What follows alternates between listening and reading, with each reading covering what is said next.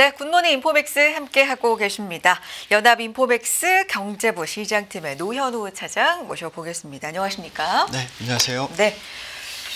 자, 한국은행 얘기 오늘 좀 해보고 우리나라 통화정책 이야기랑 뭐 정책 얘기 이런 부분들 취재하신 부분들도 쭉 한번 이야기를 해주실 텐데 일단 취재해주신 내용 보면 한국은행의 매파 메시지 이런 얘기가 나오거든요. 그 앞에 이제 배경 설명부터 좀 필요할 것 같은데 최근에 한국은행이 매파적인 메시지를 낸 겁니까?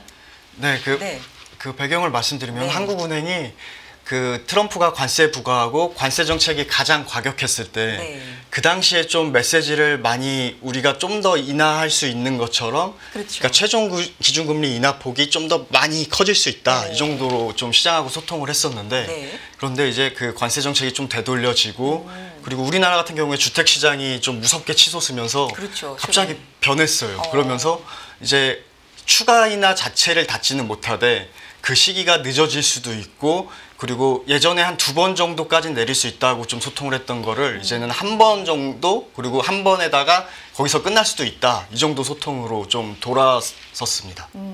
그러니까 최근에 일련의 어떤 행사들이 있었어요. 뭐 물가 설명회, 부총재 기자간담회, 또 금융안정 보고서 설명회 뭐 이런 것들이 있었는데 쭉 얘기를 들어보니까 기존의 스탠스는 한 2번 정도 내릴 것이다. 지속적으로 그래도 내리는 방향으로 갈 것이다인데 그 방향성에는 변함이 없지만 한 번 정도로 줄어들 수 있다. 뭐 이런 쪽으로 좀 해석을 시장이 하는군요. 예, 맞습니다. 그럼 보통 이렇게 되면 정치권에서는 좀 경제도 어렵고 한데 내려야 되지 않냐. 재정 정책과 통화 정책이 좀 일치하는 방향으로 좀 더 힘을 합쳐야 되지 않냐라는 메시지가 있을 것 같은데 흔치 않게 여야가 모두 요 매파 메시지 동조했다라는 게 지금 흐름인 거죠? 예, 맞습니다. 왜 그런 겁니까?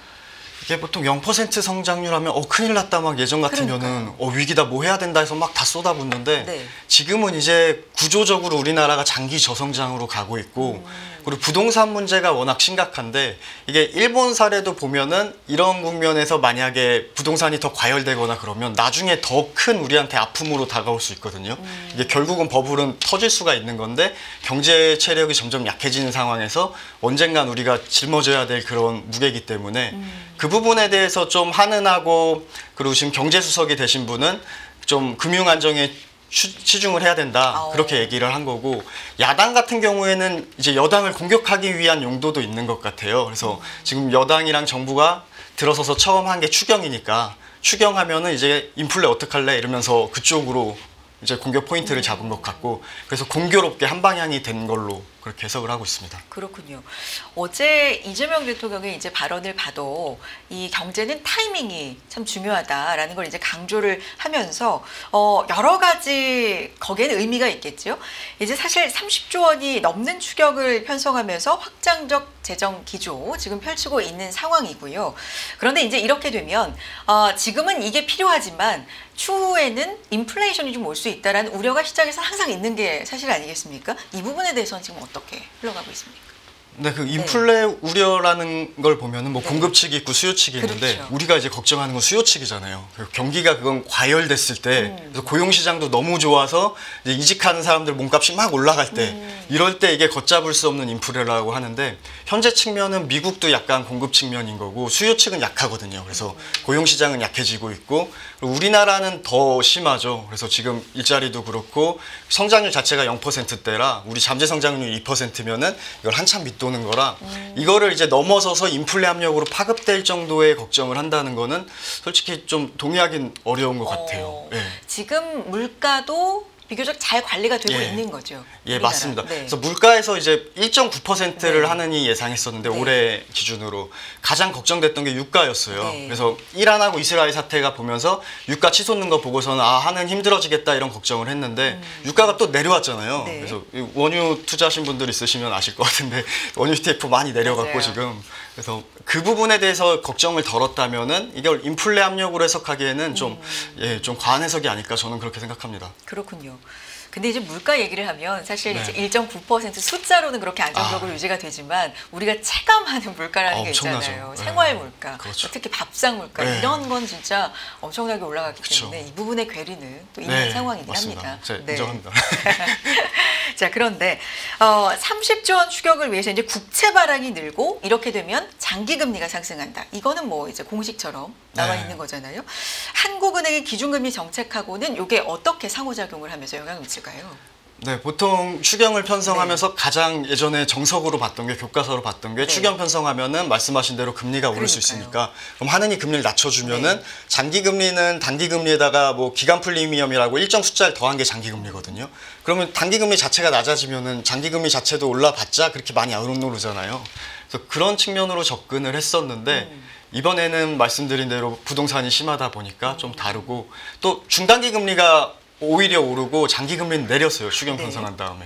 그 이유는 이제 한은의 그런 기류 변화가 시장에 반영되면서 그래서 오히려 장기 금리는 안정되고 중단기가 치솟는 그런 상황이 벌어졌습니다. 그럼 여기 이제 소위 전문용어로 플랫해졌다, 평평해졌다라고 하나요? 네. 그럼 이렇게 되면 이게 보통은 어떻게 해석이 되는 거예요? 경제성이 어떨 때 이렇게 플랫해지는 겁니까? 네, 아셔서 깜짝 놀랐는데 보통 플랫이라고 하면은 경기가 이제 좀 둔화될 것이다 이런 것이 반영된다고 봐요. 그래서 장기 금리에는 이제 성장률이 반영된다고 보거든요. 성장률이라든지 인플레가 반영된다 이렇게 보는 게 일반적인데 이게 교과서적인 해석이고 그래서 플랫 때는 건 경기가 좀 생각보다는 부양책이나 통화정책이 그렇게 세진 않구나 해서 그렇게 올라오진 않을 거야 이렇게 해석할 수도 있고 또 하나의 해석은 또 그게 경기 침체 국면에는 스팁을 강하게 줘야 돼요. 그래서 중단기 금리를 끌어내려갖고 이쪽을 낮춰갖고서는 경기 부양 효과를 줘야 되거든요. 돈 빌리기 좀 싸게 해주고 이런 식으로. 근데 이게 약화되는 건 우리가 부동산 때문에 이걸 못한다는 건데 그 부분에 대해서 좀 걱정도 일부에선 제기됩니다. 채권 시장에서는 우리가 이거 그냥 장기 저성장으로 계속 이렇게 안 좋게만 계속 가는 거 아니냐고 그런 걱정들도 좀 있습니다. 그렇군요. 가계부채 이제 얘기는 사실 어제 오늘 얘기는 아닙니다만 그렇죠. 이재명 정부 또한 일관성 있게 가계부채 관리하겠다 이렇게 이야기를 하고 있는데 구체적으로는 어떤 방안들이 좀 나오고는 있습니까? 이 부분이 어려울 것 같은데 풀어줬던 거를 이제 풀지 않겠다 정도 푸는 거를 안 하겠다. 예전에 윤석열 정부 같은 경우에는 부동산이 좀 하락하니까 그 예전에 해줬던 그런 규제책들은 좀 풀었더라고요. 그래서 이번에 같은 경우에는 그런 푸는 행동이 좀 나오더라도 늦게 나오겠다 이런 생각이 들고 한국 관점에서는 가계부채 자체를 이걸 확 줄이는 거는 그건 우리나라가 좀 약간 안 좋게 되는 리스크를 감수하지 않고선 못할 것 같아요. 그래서 지금 할 수 있는 최선은 총재가 말했듯이 GDP 증가율을 좀 더 높게 하고 그리고 가계부채 증가율은 그보다 낮게 해갖고서는 결국은 GDP 대비 가계부채 비율을 좀 더 이렇게 둔화시키는 방향으로 낮추는 방향으로. 왜냐하면 GDP가 더 빨리 오른다면은 그러면 가계부채 늘어도 큰 걱정은 아니니까 그 속도를 그렇게 조절했었는데 그 부분에 좀 힘이 실리지 않을까 보고 있습니다. 그렇군요. 근데 지금 같은 경우는 어쨌든 가계부채가 계속해서 늘고 있는 상황이고 여기에는 특히 주택 중심으로 해서 부채가 좀 늘고 있잖아요. 아까 지속적으로 말씀해 주신 부동산도 여기에 좀 관련이 있고요. 저희 또 뒤쪽에서 부동산 얘기 자세하게 준비하고 있으니까 이 부분도 저희와 좀 끝까지 함께 해주시고 물가 얘기 추가로 좀 해볼까요? 일단 좀 숫자상으로는 관리가 잘 되고 있지만 물가지수 자체 구조적 문제를 개편해야 된다는 목소리가 또 나오고 있거든요. 이거는 이유는 뭐고 배경 설명도 좀 필요할 것 같아요. 네, 우리나라 같은 경우에는 그 물가에 주거비가 들어가는데 미국 같은 경우에는 임대료가 들어가고 거기에 자가주거비가 있습니다. 그래서 제가 제 집을 갖고 있어도 만약에 월세를 주면 얼마 받을래? 이렇게 물어봐요, 설문을.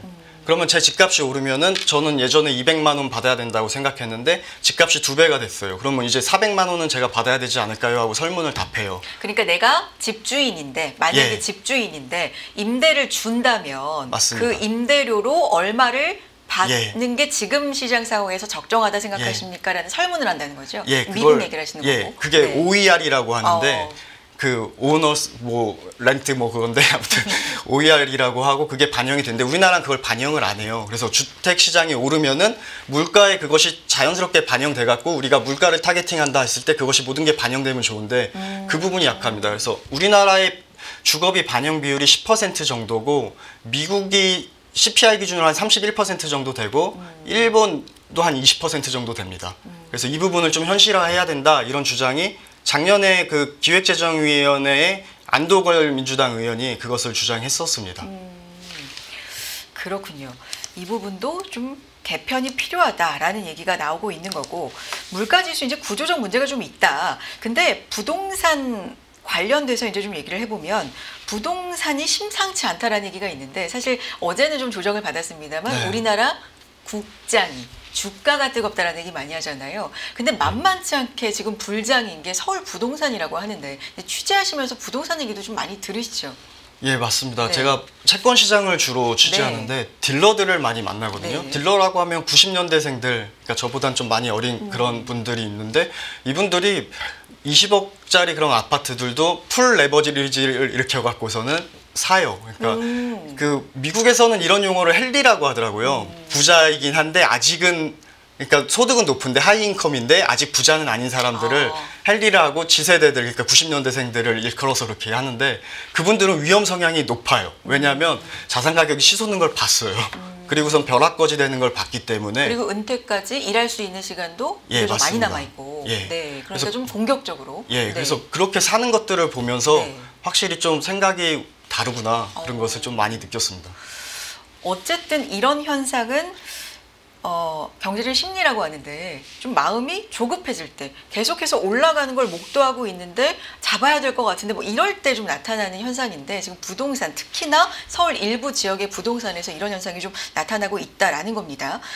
우리나라 부동산 정책을 보면 좀 실패했던 사례들도 사실 있기 때문에 정부도 최근에 보면 좀 조심스럽게 정책을 제시하려는 분위기가 있지 않나라는 생각도 들고요. 어떤 분위기 좀 감지하고 계세요? 이게 좀 망설여질 것 같아요. 왜냐하면 함부로 뛰어들었다가 못 잡으면은 이게 정권의 처음부터 좀 추진력이 떨어지고 어떻게 보면 마이너스 요인으로 작용할 수가 있어서. 왜냐하면 예전에 이제 누르면 더 튀어오르는 그렇죠. 현상이 좀 있었다. 이런 걸 우리가 경험을 좀 했다 보니까. 예, 맞습니다.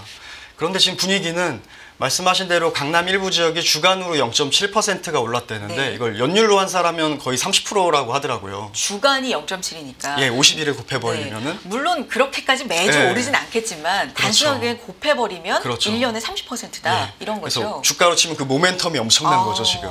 이 모멘텀을 초부장이 안 잡으면은 큰일 나겠다. 이런 위기의식이 좀 있어서 뭐 기사 나온 것들을 보면은 다음 달 초에 이제 정책이 나올 거다, 대책이 나올 거다. 그래서 피할 수 없을 거다 이렇게 보더라고요. 네.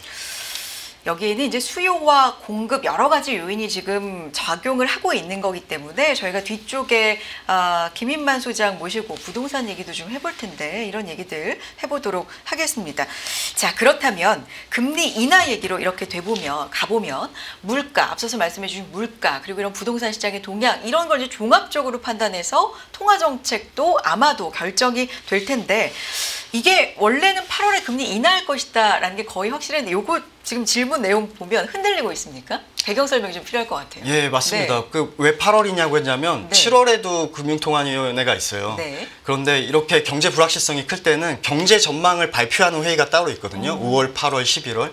그래서 그때 이제 인하가 이루어질 거다는 시장 전망이 형성됐었고 7월보단 8월. 예. 네. 그랬는데 이제 이 상황을 보면은 이거는 주택시장 상황에 따라 달라질 거고 한은이 최근에 그 금융안정 보고서 설명회에서 했던 얘기는 엄중히 보고 있다 주택시장 상황을 그 말은 이제 그런 모든 거를 전 내포했다고 보고 있고 한은 내부 기류도 이제는 8월을 우리가 뭐 약속한 건 아니고 이제 포워드 가이던스 자체는 조건이 바뀌면 다 바뀌는 거니까 원론적으로 그래서 좀 기류가 좀 매파적으로 돌아선 거는 그것은 확인을 했습니다. 노현우 기자가 그래서 취재한 내용을 보면 8월 금리 인하 전망도 좀 흔들릴 수 있다. 근데 이제 지금 현재 시점에서는 그래도 비율상은 8월 인하가 대체적인 예측들은 좀 높다고 보고 있는 건가요? 예, 맞습니다. 그거는 뭐 시장 금리가 워낙 올랐으니까 주식으로 치면 가격이 싸졌어요, 네. 주가가.